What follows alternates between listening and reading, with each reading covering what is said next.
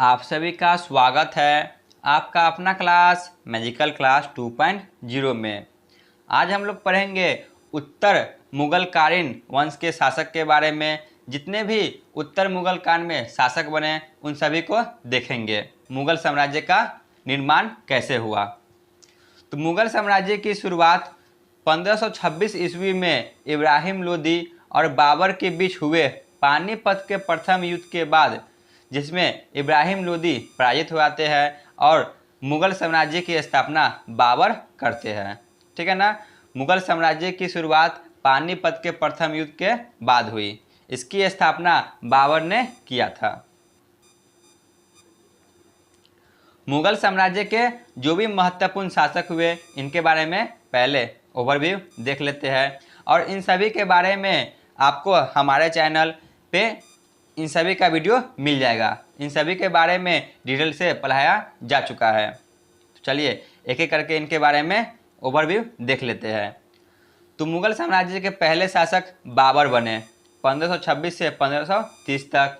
फिर हुमायूं बने 1530 से 1540 तक।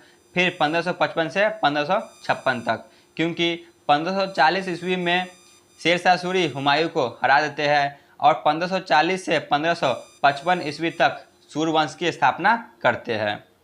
उसके बाद अकबर 1556 से 1605 तक। फिर जहांगीर 1605 से 1627 तक। उसके बाद शाहजहां 1627 से 1657 ईस्वी तक। उसके बाद औरंगजेब बैठते हैं 1658 से 1707 ईस्वी तक। औरंगजेब की मृत्यु के बाद उत्तर मुगल काल शुरू हुई। तो चलिए इनके बारे में देख लेते हैं। उत्तर मुगल काल के जितने भी शासक हुए उनके बारे में कवर कर लेते हैं। पहले उनके बारे में अच्छी तरह से देख लेते हैं, तब इनके बारे में पढ़ेंगे। जितने भी उत्तर मुगल काल में शासक बने उन सभी को लाल रंग से बताया गया है और उन सभी को नंबर के हिसाब से दर्शाया गया है। तो चलिए समझ लेते हैं। तो उत्तर मुगल काल के शासक औरंगजेब के 5 पुत्र होते हैं। आजम शाह, मोहम्मद अकबर, बहादुर शाह, मोहम्मद सुल्तान और कामबख्श। लेकिन इनमें से मोहम्मद अकबर और मोहम्मद सुल्तान की मृत्यु पहले ही हो जाते हैं। तो बच जाते हैं आजम शाह, बहादुर शाह और कामबख्श। औरंगजेब के मृत्यु के बाद इन तीनों भाइयों में उत्तराधिकारी का युद्ध होता है। तो उस युद्ध में बहादुर शाह जफर जीत जाते हैं। उत्तर मुगल काल के पहले शासक बहादुर शाह जफर हुए। बहादुर शाह जफर के भी 4 पुत्र होते हैं, जहांदर शाह, अजीम उस शान, रफ़ी उस शान और जहान शाह। तो बहादुर शाह के बाद अगला शासक जहांदर शाह बनते हैं। उसके बाद जहांदर शाह का भाई अजीम उस शान का पुत्र फर्रुख सियार बनते हैं। और इसके बाद जहांदर शाह का तीसरा भाई रफ़ी उस शान के पुत्र रफ़ी उद दौला, और उसके बाद रफ़ी उद दौला का पुत्र रफ़ी उद दरजात शासक बनते हैं। इसके बाद बहादुर शाह का चौथा पुत्र जहां शाह का पुत्र मोहम्मद शाह शासक बनते हैं। उसके बाद मोहम्मद शाह का पुत्र अहमद शाह शासक बनते हैं। लेकिन जहांदर शाह के बाद इनका पुत्र शासक नहीं बने थे, तो इनके बाद इनका पुत्र शासक बने आलमगीर द्वितीय। उसके बाद आलमगीर द्वितीय का पुत्र शाह आलम द्वितीय शासक बने। उसके बाद इनका पुत्र अकबर द्वितीय शासक बने और लास्ट में चढ़कर बहादुर शाह जफर शासक बनते हैं, जो कि मुगल साम्राज्य के अंतिम शासक हुए। तो इन सभी के बारे में एक एक करके डिटेल में पढ़ना शुरू करते हैं। उत्तर मुगल काल 1707 से 1757 ईस्वी तक चला। औरंगजेब की मृत्यु 1707 ईस्वी में हो जाती है। इसी के बाद उत्तर मुगल काल 1707 ईस्वी से प्रारंभ होती है। औरंगजेब की मृत्यु के बाद उत्तर मुगल काल प्रारंभ हुई। तो 1707 से 1857 की क्रांति तक के समय को उत्तर मुगल काल कहा गया है। चलिए देख लेते हैं उत्तर मुगल काल के शासक। कब से कब तक बने थे, इनके बारे में ओवरव्यू देख लेते हैं एक बार फिर से। उसके बाद इन सभी के बारे में डिटेल से पढ़ना शुरू करेंगे। तो सबसे पहले बहादुर शाह प्रथम, जिनका बचपन का नाम मुअज्जम था, यह शासक बने 1707 से 1712 तक। उसके बाद जहांदर शाह बने 1712 से 1713 तक। फिर फर्रुखसियार बने 1713 से 1719 तक। रफ़ी उद दरजात बने 1719 में। फिर रफ़ी उद दरजात बने 1719 में ही। उसके बाद मोहम्मद शाह 1719 से 1748 तक रहे। उसके बाद अहमद शाह शासक बने 1748 से 1754 तक। उसके बाद आलमगीर द्वितीय बने 1754 से 1758 तक। शाह आलम द्वितीय बने 1759 से 1806 तक। उसके बाद अकबर द्वितीय शासक बने 1806 से 1837 तक। और अंतिम मुगल बादशाह बने बहादुर शाह जफर द्वितीय 1837 से 1857 ईस्वी तक। तो चलिए इन सभी के बारे में एक एक कर पढ़ना शुरू करते हैं। सबसे पहले बहादुर शाह प्रथम, इनका शासनकाल 1707 से 1712 ईस्वी तक इनका शासनकाल रहा। बहादुर शाह का बचपन का नाम मुअज्जम था। इनके बचपन में नाम मुअज्जम था। जब यह शासक बने तो ये अपना नाम बहादुर शाह प्रथम रख लिए। बहादुर शाह प्रथम औरंगजेब का ही पुत्र था, ठीक है ना। औरंगजेब का उत्तराधिकारी इनका पुत्र बहादुर शाह प्रथम बने। औरंगजेब की मृत्यु 1707 ईस्वी में हो जाती है। इसके बाद उनके तीनों पुत्र बहादुर शाह, आजम शाह और कामबख्श में उत्तराधिकारी का युद्ध हुआ। औरंगजेब के 5 पुत्र थे, परंतु मोहम्मद अकबर और सुल्तान मोहम्मद की पहले ही मृत्यु हो गई। तो इन तीनों पुत्रों में उत्तराधिकारी का युद्ध हुआ। देख लेते हैं उत्तराधिकारी का युद्ध। जजायु का युद्ध। यह युद्ध आगरा में बहादुर शाह प्रथम और आजम शाह के बीच लड़ा गया। इस युद्ध में बहादुर शाह प्रथम की विजय हुई। इसके बाद बीजापुर का युद्ध हुआ। यह युद्ध दक्षिण भारत में बीजापुर में लड़ा गया। यह युद्ध कामबख्श और बहादुर शाह प्रथम के बीच लड़ा गया। इस युद्ध में भी बहादुर शाह प्रथम की विजय हुई। इस तरह बहादुर शाह प्रथम ने दोनों भाइयों को पराजित कर मुगल वंश का शासक बने।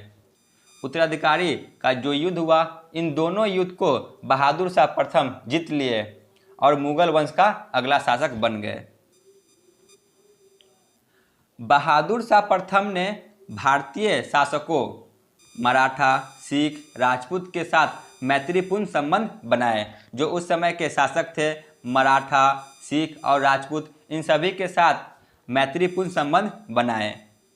बहादुर शाह प्रथम ने संभाजी के पुत्र शाहू महाराज को आज़ाद कर दिया। जो संभाजी के पुत्र को औरंगजेब ने कैद कर लिया था, इनको बहादुर शाह प्रथम मुगल वंश का अगला शासक बनते ही इन्हें आज़ाद कर दिया। इतिहासकार खफी खान के अनुसार बहादुर शाह प्रथम राजकीय कार्यों में इतना लापरवाह थे कि लोग उन्हें शाहे बेखबर कहने लगे। खफी खान थे, इन्होंने बहादुर शाह प्रथम को शाहे बेखबर की संज्ञा प्रदान की है, क्योंकि यह अपने राज्य के कार्यों में बहुत ही लापरवाह थे। इसीलिए इन्हें शाहे बेखबर कहा गया है। इसके बाद 1712 ईस्वी में बहादुर शाह प्रथम की मृत्यु हो जाती है। बहादुर शाह प्रथम की मृत्यु 1712 ईस्वी में हो जाती है। इसके बाद अगला शासक इन्हीं का पुत्र जहांदर शाह बने। 1712 से 1713 ईस्वी तक इनका शासनकाल रहा। बहादुर शाह के बाद उसका पुत्र जहांदर शाह अगला शासक बने। बहादुर शाह जफर के 4 पुत्र थे। पीछे हम लोग ने देखा कि बहादुर शाह के 4 पुत्र थे। उनकी मृत्यु के बाद सभी पुत्रों ने उत्तराधिकारी का युद्ध शुरू कर दिया। मतलब कि चारों पुत्र चाहते थे कि शासक हम बने, तो इनमें उत्तराधिकारी का युद्ध हो गया।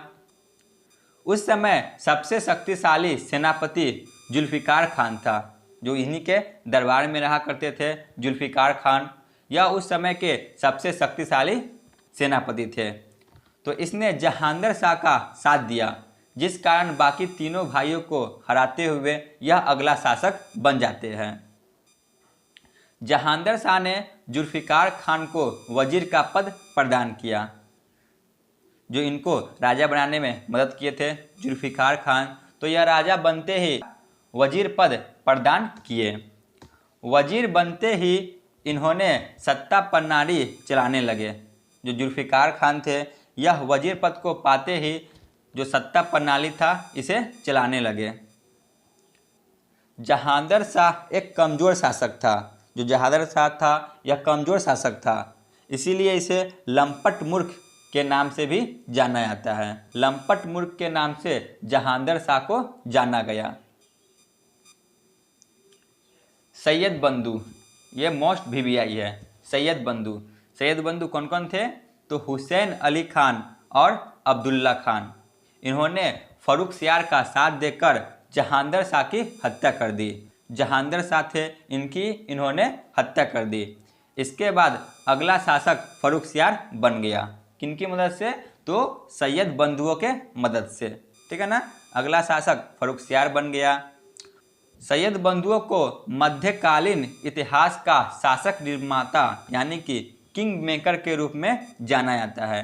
आगे चलकर इन्होंने बहुत से शासकों को राजा बनाया था, इसीलिए इन्हें मध्यकालीन इतिहास का शासक निर्माता के नाम से जाना गया। तो फर्रुखसियार अगला शासक बन गए। इनका शासनकाल 1713 से 1719 ईस्वी तक चला। यह मुगल साम्राज्य का अगला शासक 1713 ईस्वी में बने। किनकी मदद से? तो सैयद बंधु की मदद से। इसे घिन्नित कायर के नाम से जाना गया। जो फर्रुखसियार है, इनको घिन्नित कायर के नाम से जाना गया। फर्रुखसियार ने अब्दुल्ला खान को वजीर पद तथा हुसैन अली को मीर बख्श की उपाधि प्रदान की। जो सैयद बंधु थे, अब्दुल्ला खान और हुसैन अली, तो फर्रुखसियार ने अब्दुल्ला खान को वजीर पद नियुक्त किए और हुसैन अली को मीर बख्श की उपाधि प्रदान की। और इसी के साथ फर्रुखसियार ने सिखों के नेता जो उस समय बंदा बहादुर थे, इनकी हत्या 1716 ईस्वी में कर दिए। कुछ समय बाद ही फर्रुखसियार एक गंभीर बीमारी से पीड़ित हो जाते हैं और इनका इलाज जो भी इनके दरबार में थे उन सभी के पास नहीं मिल रहा था। तो उसी समय एक अंग्रेज सर्जन आते हैं इनके दरबार में, विलियम हैमिल्टन। तो इन्होंने इनको उपचार दिया और इनके उपचार से यह ठीक भी हो गए। विलियम हैमिल्टन से प्रसन्न होकर फर्रुखसियार ने 1717 ईस्वी में ब्रिटिश ईस्ट इंडिया कंपनी को बहुत सारी व्यापारी रियासतें प्रदान की, यानी कि बहुत से जगह उन्हें व्यापार करने की आज्ञा प्रदान की। 1717 ईस्वी में फर्रुखसियार ने अंग्रेजों को शाही फरमान प्रदान की। यह अंग्रेजी कंपनी के लिए मैग्ना कार्टा साबित हुआ। शाही फरमान के तहत फर्रुखसियार ने अंग्रेजों को 3000 प्रति वर्ष की कीमत से बंगाल के क्षेत्र में व्यापार करने की अनुमति दे दी, ठीक है ना, शाही फरमान के अनुसार। इसके बाद फर्रुखसियार की हत्या सैयद बंधुओं ने करवा दी। सैयद बंधुओं ने इन्हें शासक बनाया था, फिर भी इन्होंने ही इनकी हत्या करवा दी। उसके बाद सैयद बंधु मुगल वंश के अगले शासक को बनाए, जानते हैं। तो अगले शासक रफ़ी-उद-दरजात बने, ठीक है ना, रफ़ी-उद-दरजात। फर्रुखसियार के हत्या करवाने के बाद इन्होंने रफ़ी-उद-दरजात को शासक बनाए, परंतु कुछ ही महीने बाद फेफड़ों की बीमारी से इनकी मृत्यु हो जाती है। इसके बाद रफ़ी-उद-दौला 1719 में ही शासक बने।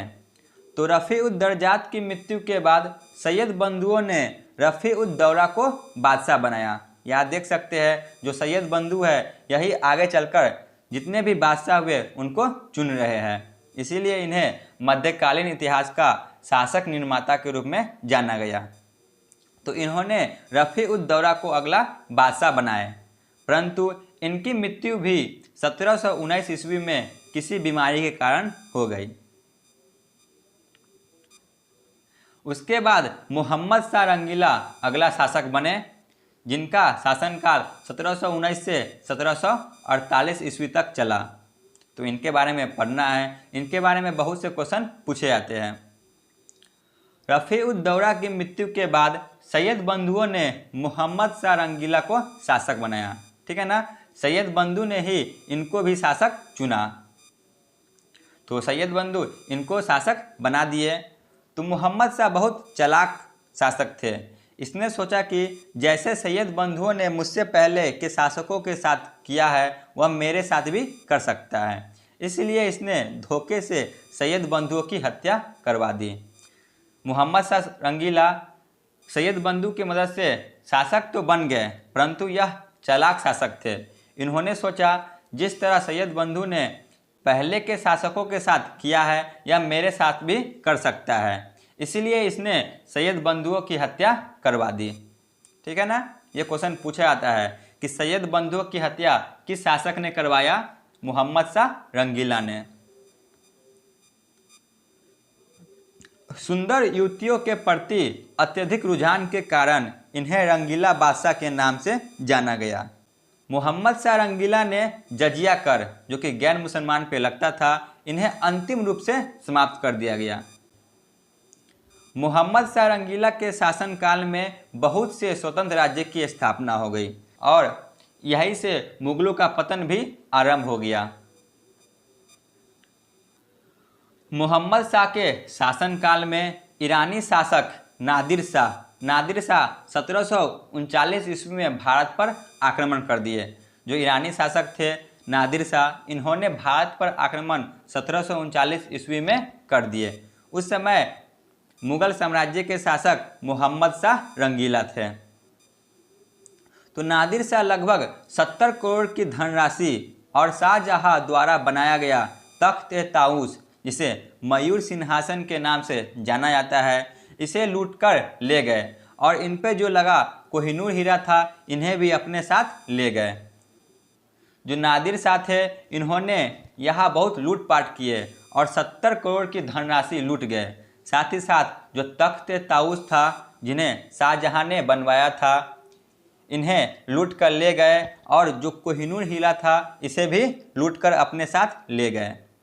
वर्तमान में जो कोहिनूर हीरा है यह ब्रिटिश के पास है। तो मयूर सिंहासन पे बैठने वाला प्रथम शासक शाहजहां था, क्योंकि शाहजहां ने इसका निर्माण करवाया था। और अंतिम शासक मोहम्मद शाह रंगीला थे। इन्हीं के शासनकाल में नादिर शाह लूटकर ले गए। तो प्रथम शासक कौन थे? मयूर सिंहासन में बैठने वाला शाहजहां और अंतिम मोहम्मद शाह रंगीला। ये मोस्ट VVI है, बहुत बार एग्जाम में पूछा गया है। उसके बाद 1748 ईस्वी में मोहम्मद शाह रंगीला की मृत्यु हो जाती है। इसके बाद अगला शासक बनते हैं अहमद शाह, ठीक है ना। अहमद शाह अगला शासक बने। इनका शासनकाल 1748 से 1754 ईस्वी तक रहा। मोहम्मद शाह रंगीला के बाद अगला शासक कौन बने? तो अहमद शाह बने। लेकिन यह एक अयोग्य और भ्रष्ट शासक थे। जो अहमद शाह थे यह एक अयोग्य और भ्रष्ट शासक थे। ईरान वापस जाते ही कुछ समय बाद नादिर शाह की मृत्यु हो जाती है। इसके बाद ईरान का अगला शासक अहमद शाह अब्दाली बनते हैं। अहमद शाह अब्दाली ईरान का अगला शासक बने। तो यह जो नादिर शाह थे इनसे बहुत प्रभावित थे, जिस कारण इन्होंने भी भारत पर आक्रमण किया। अहमद शाह अब्दाली ने भारत पर 8 बार आक्रमण किया। इन्होंने भारत पर 8 बार आक्रमण किया और बहुत लूटपाट मचाया। उस समय की एक पंजाबी कहावत मशहूर है, जान लेते हैं। खादा पीता लाहेदा लहंदा अहमद सादा, यानी कि जो खा लिया पी लिया और तन को लग गया वही अपना है, बाकी तो अहमद शाह अब्दाली लूटकर ले जाएगा। उस समय इनका प्रभाव बहुत ही ज़्यादा था। तो यह कहानी बहुत ही मशहूर हुआ उस समय, जो खा लिया पी लिया और तन को लग गया वही अपना है, बाकी तो अहमद शाह लूट कर ले जाएगा। उसके बाद अगला शासक बनते हैं आलमगीर द्वितीय, 1754 से 1758 ईस्वी तक। तो इन्हीं के शासनकाल में प्लासी का युद्ध, जो कि 1757 ईस्वी में हुआ था, प्लासी का युद्ध, इनके बारे में जान लेते हैं। प्लासी का युद्ध क्यों हुआ था और किसके बीच लड़ा गया था। तो प्लासी का युद्ध ब्रिटिश ईस्ट इंडिया कंपनी और बंगाल के नवाब सिराजुद्दौला के बीच लड़ा गया था। इस युद्ध में ब्रिटिश की विजय हुई। प्लासी के युद्ध में ब्रिटिश की विजय हुई। यह युद्ध बंगाल के नवाब और अंग्रेजी ईस्ट इंडिया कंपनी के बीच हुआ था। उसके बाद अगला शासक बने शाह आलम द्वितीय। इनका शासनकाल 1759 से 1806 ईस्वी तक रहा। आलमगीर द्वितीय की मृत्यु के समय शाह आलम द्वितीय बंगाल के क्षेत्र में थे। जो शाह आलम द्वितीय थे यह बंगाल के क्षेत्र में थे और वहीं पर उसने स्वतंत्र राजा घोषित कर दिया। शाह आलम द्वितीय बंगाल के क्षेत्र में थे और वहीं पर इन्होंने स्वतंत्र राजा घोषित कर दिया, परंतु दिल्ली में शाहजहां तृतीय मौजूद था और उसने वहां पर राजा घोषित कर दिया, जिस कारण दोनों के बीच उत्तराधिकारी का युद्ध शुरू हो गया। अंततः इस युद्ध में शाह आलम द्वितीय की विजय हुई और इसी के साथ यह मुगल वंश का अगला शासक 1759 ईस्वी में बन गए। इसी के शासनकाल में 1761 ईस्वी में पानीपत का तृतीय युद्ध हुआ। पानीपत का तृतीय युद्ध इन्हीं के शासनकाल में हुआ था। यह युद्ध ईरानी शासक अहमद शाह अब्दाली और मराठों के बीच लड़ा गया था। इस युद्ध में अहमद शाह अब्दाली की विजय हुई। ठीक है ना। पानीपत के तृतीय युद्ध में अहमद शाह अब्दाली की विजय हुई।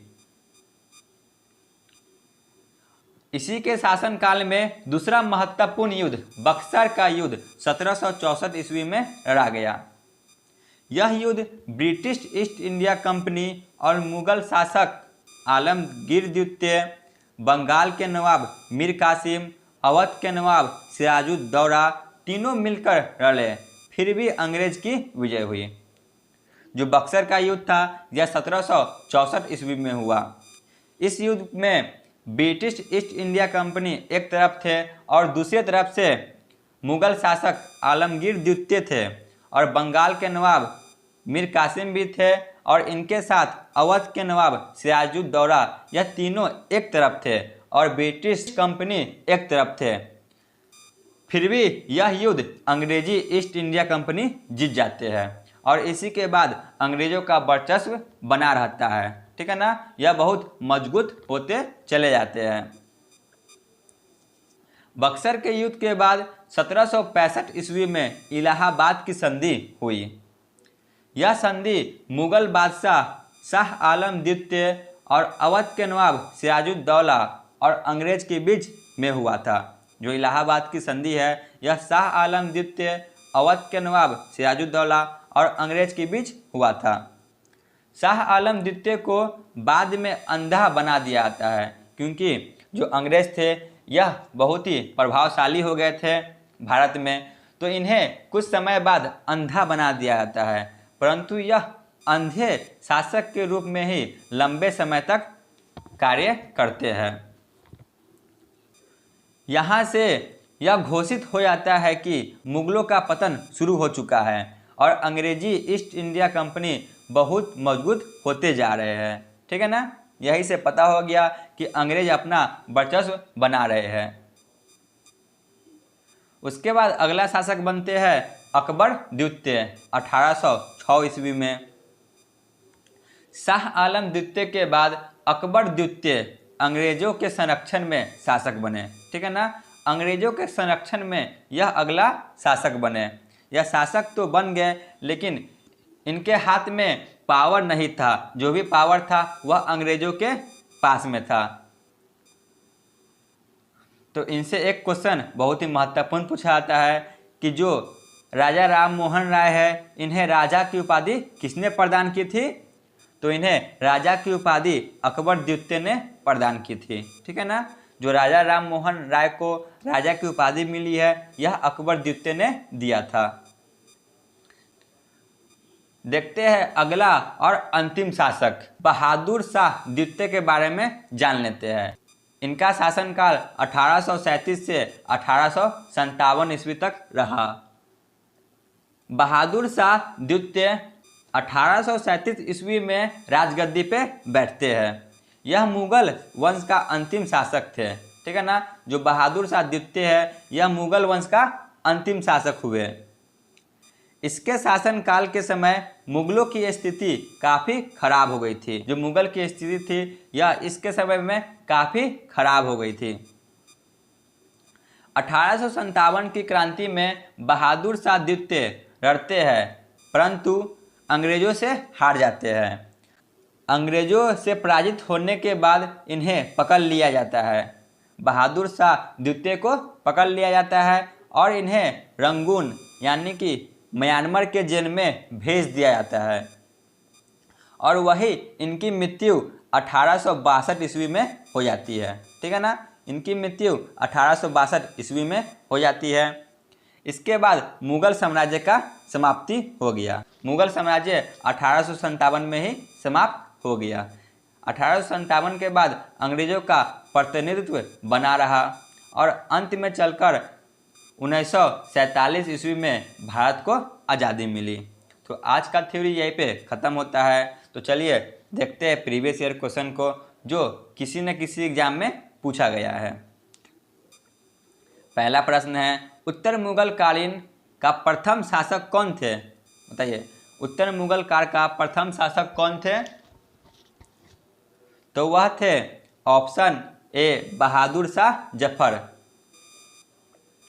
क्वेश्चन नंबर 2, बहादुर शाह जफर का बचपन में क्या नाम था?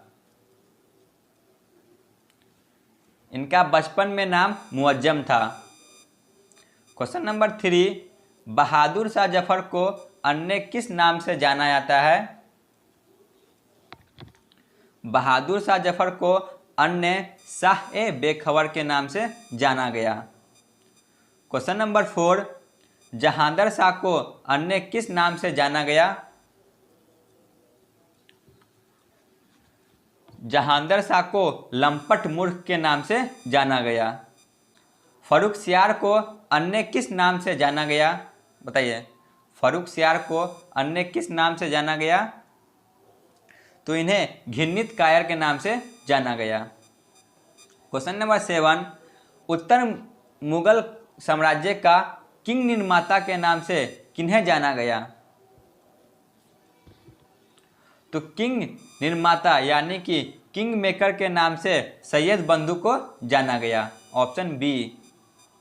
क्वेश्चन नंबर 8, रफ़ी उद दरजात मुगल वंश का अगला शासक कब बने? तो यह मुगल वंश का अगला शासक 1719 में बने। क्वेश्चन नंबर 9 पे आते हैं, मोहम्मद शाह रंगीला कब शासक बने? तो यह 1719 ईस्वी में बने। Option D. क्वेश्चन नंबर 10 पे आते हैं, सैयद बंधुओं की हत्या किसने करवा दी? सैयद बंधुओं की हत्या मोहम्मद शाह रंगीला ने करवा दी। Option C. क्वेश्चन नंबर 11, सुंदर युवतियों के प्रति अत्यधिक रुझान के कारण रंगीला बादशाह के नाम से किन्हें जाना जाता है? ऑप्शन सी, मोहम्मद शाह रंगीला को। क्वेश्चन नंबर 12, मयूर सिंहासन लूटकर कौन ले गए? मयूर सिंहासन लूटकर नादिर शाह ले गए। Option B. अगला क्वेश्चन देखते हैं, मयूर सिंहासन पे बैठने वाला अंतिम बादशाह कौन थे?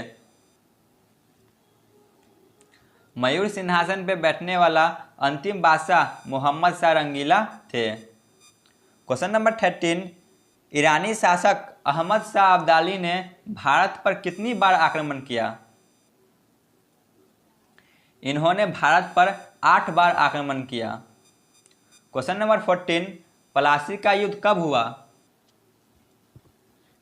प्लासी का युद्ध 1757 ईस्वी में हुआ। क्वेश्चन नंबर 15, पानीपत का तृतीय युद्ध कब हुआ? पानीपत का तृतीय युद्ध 1761 ईस्वी में हुआ। क्वेश्चन नंबर 16 पे आते हैं, पानीपत का तृतीय युद्ध किसके बीच लड़ा गया? पानीपत का तृतीय युद्ध मराठा और अहमद शाह अब्दाली के बीच लड़ा गया। Option A. क्वेश्चन नंबर 17, राजा राम मोहन राय को राजा की उपाधि किसने प्रदान की? तो इन्हें राजा की उपाधि अकबर द्वितीय ने प्रदान की। क्वेश्चन नंबर 18, मुगल साम्राज्य का अंतिम शासक कौन हुए? मुगल साम्राज्य का अंतिम शासक बहादुर शाह जफर द्वितीय हुए। क्वेश्चन नंबर 19, बहादुर शाह जफर को अंग्रेज ने पकड़कर कहाँ भेजा?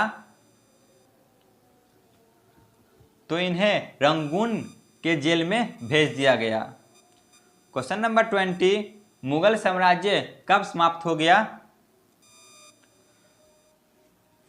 मुगल साम्राज्य 1857 ईस्वी में समाप्त हो गया। आज का क्लास यहीं पे ख़त्म होता है। आप लोग कमेंट में ज़रूर बताएं कि आपको यह क्लास कैसा लगा। धन्यवाद।